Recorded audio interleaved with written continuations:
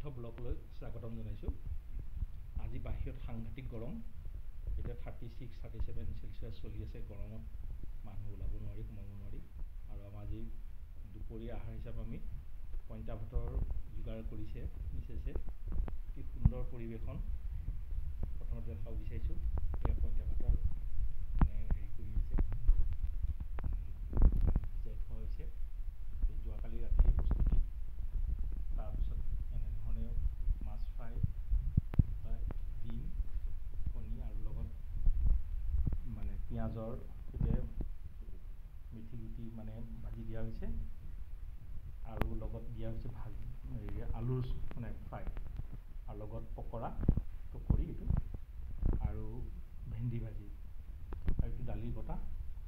এনেধৰণে আচলতে পইতা ভাত খোৱাৰ এটা জুতিয়েই বেলেগ। সঁচাকৈ খুব ভাল লাগে। আৰু আচলতে আমাৰ খুব গৰম পৰিলে এনেকৈ আমি খাওঁ, প্ৰায় খোৱাৰ ভিডিঅ' সম্প্ৰচাৰ হৈ থাকে। গতিকে আজিও এইটো কাৰ্যসূচী লৈছোঁ।